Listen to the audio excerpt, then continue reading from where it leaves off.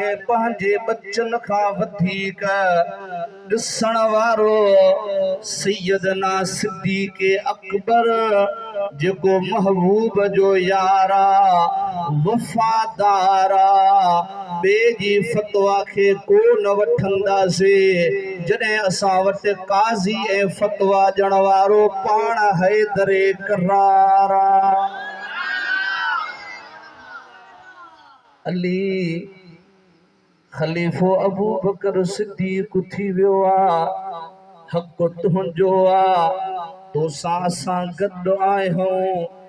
इहे ॻाल्हियूं असांजे उस्तादनि जूं त असांखे ॿुधल आहिनि पर उन्हनि जे किताबनि में बि लिखियल आहिनि इहा उन्हनि जी ॻाल्हि आहे अहले सुन्नत वल जमात में असांजो ख़तीब लाजवाब सुल्तान अल वाइज़ीन मुफ्ती अब्दुल रहीम सिकंदरी जेका ॻाल्हि करे वियो आहे जेका ॻाल्हि लिखी वियो आहे असां सुन्नी उन खां हटिया न आहियूं हटंदा हूहन पंहिंजे वॾनि खां असां पंहिंजे वॾनि जे कौल फ़ैल ते हलंदा आहियूं पक्का न 100% पक्का त असांजा वॾा असांजा उलमा असांजा मुसन्निफ़ असांजा मुहद्दिस सरापा हक़ ते हल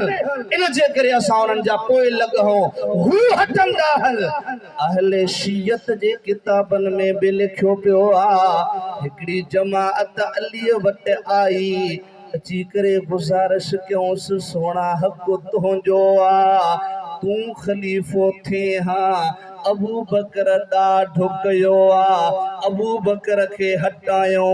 असां तुंहिंजो साथ ॾियूं तू असांजो सालार थियो ही जेको वायुमंडल जुड़ी चुको आहे इन खे चेंज कयो मौला अलीउल मुर्तज़ा करमल्लाहु वजहुल करीम फरमायो तव्हांखे कंहिं चयो त ख़लीफ़ो पहिरियों मां थींदुसि मां हुजां मुंहिंजो हक़ आहे न न न न न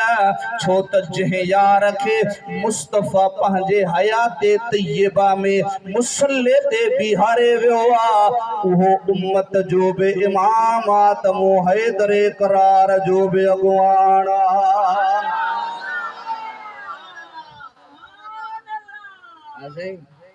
जेके अली मञे उनखे मञूं न हा जेके अली मञे त उनखे मञणो असांजो कमु आहे सुभान अल्लाह हज़रत अबू बकर सिद्दीक़ जो दौरे खिलाफत सैयदना उमर फारूक रज़ी अल्लाह ताला अन्हु जो दौरे खिलाफत हाणे तो असां सुन्नन वटि अहले बैत जी मोहब्बत किथां पुगी ॾाढा उन दौर में हुया छा कोन हुया के बुधाई बुखारी शरीफ भरी पईया मुस्लिम शरीफ भरी पईया मिशकात शरीफ भरी पईया सुनन नसाई शरीफ भरी पईया ही हदीसन जा किताब हल रवायत करण वारा मुस्तफा जा गुलाम मुसन्निफ इब्न अबी शैबा किताबा मूं हिकिड़ी रवायत पढ़ी हजरत उमर फारूक रज़ी अल्लाह ताला अन्हु हजरत अलीउल मुर्तज़ा शेर खुदा करमल्लाहु वजहुल करीम सां मिलियो